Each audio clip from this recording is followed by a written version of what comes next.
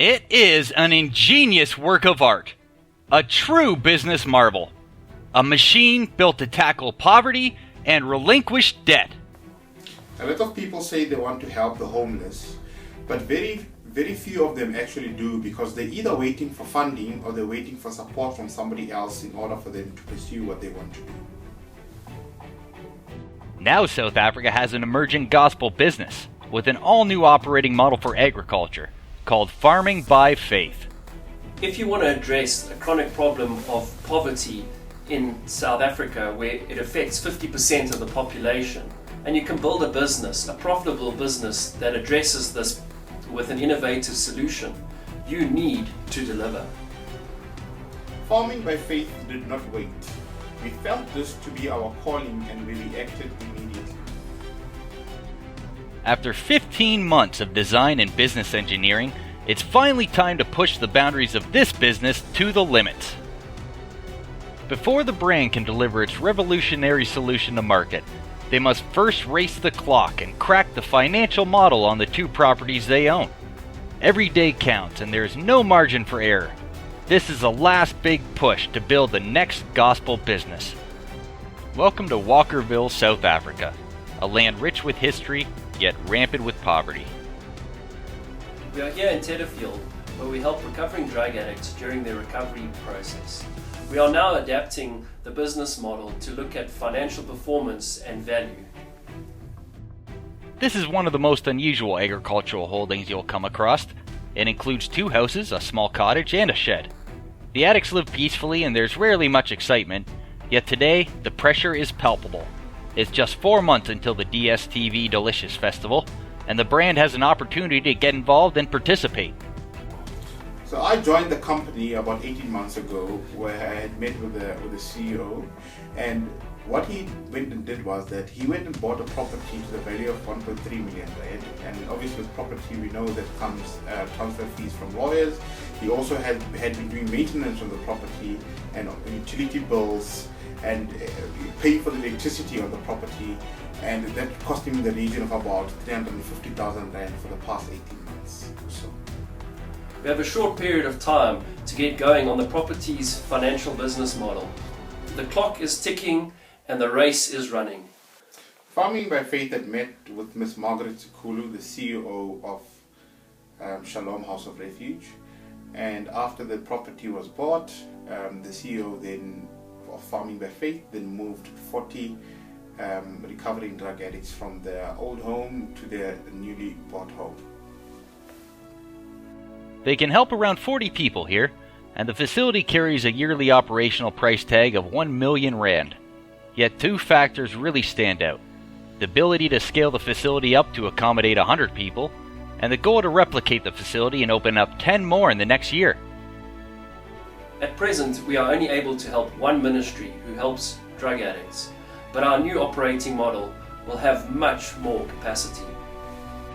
It's a laudable target, but before the brand can achieve its goal, they must first leverage their other property holdings to build some low-income housing. In this phase of the development, we have a lot of pressure to bring the prototype model to something that is financially viable. What we need to adjust now is how we use our assets to derive positive cash flow.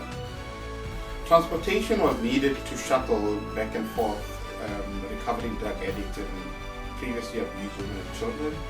So the CEO of Farming by Faith went and bought a NP300 Bucky and a Toyota Quantum to the value of 380,000 rand to be able to transport the children to school and back, and the various drug addicts from either from hotspots to their rehab, or from the rehab to the halfway house. Ensuring the Farming by Faith business plan runs smoothly is crucial to its success.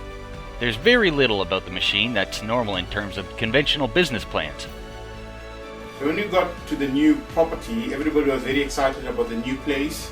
So the CEO went and bought 40 beds for the home, and also we had to have a caretaker on the premises. So the CEO got a caretaker on board for the past 18 months that he had been paying to make sure that the place is neat at all times.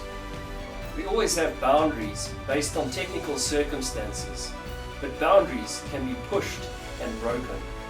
In 2017, the brand began investing in cryptocurrency. This helped generate passive income that would financially sustain this business. Our vision is that we build an unbeatable combination of property, disruptive technology, and human power. Once the project began, the target was made clear, but the path to get there was not. If you build a business like this that goes right to the edge of the border, a lot is unknown. If we knew everything right up front, it would be easy, but this is not the case. The team's first major decision cuts to the heart of the matter. To become financially viable, they need a piece of land that can generate significant income to sustain this venture. There was a lot of speculation on where to invest, but in the end we chose a hybrid property that had a house, cottages, a workshop for manufacturing, also ponds and dams for aquaculture, as well as open land for future development. Addressing poverty is one of the most challenging problems we see around the world, and there are very few companies with creative solutions that can work. Farming by Faith is perhaps the first business of its era, and the zenith of what we hope will inspire others. The man pushing the limits of tackling poverty is Peter Brown, the CEO of the brand. Ever since my early days, I would see many people on the streets of Johannesburg in such need. It was early in my career. I was maybe 21 or 22 years old, and I saw these people and I said, there has to be a way to help those in need. Brown quickly realized that his gift isn't directing the business, but rather in giving strategic guidance and designing the operational model. So when I met the CEO, we had a chat, and he had said to me that his dream is to take buses, round up the homeless, and get them to a place that he would have built for them, where there will be workshops where they'll be able to work themselves back into society. I can practice day and night, but I will never be a world champion people manager. So I decided to focus rather on the conceptual outlay of the business. That's where I really can make a difference. I've worked on the business design for around 2 years, where I've had many various ideas, thoughts and proposals in my head that we needed to work through, and finally we've worked to something that we can settle on. Now the clock is counting down towards the delivery of a functional business model, and the pressure keeps increasing. Few people know the news inside and out quite like the head of sales and operations, Michael Chabalala. I mean, a dream like that is what got me to actually get on board with Farming by Faith, because most people's dreams is to either have a big house, either have a sports car, or either go to Disneyland. Amazingly, Chabalala's gift for operational excellence stems from years in retail automotive environments, his joy and passion.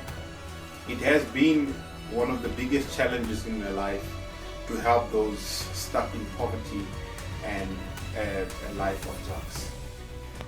It's taken Farming by Faith over 10,000 man-hours of effort to get to this point. Now all they have to do is successfully deliver a plan to convert this farm into a multi-tenant income model. We wanted to show to the rest of the world how quickly you can build a business that tackles the woes of society.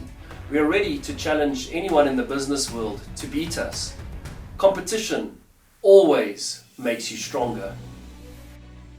Farming by Faith is a handcrafted business masterpiece, a social entrepreneuring marvel, and perhaps the glorious future of addressing poverty in our lifetime.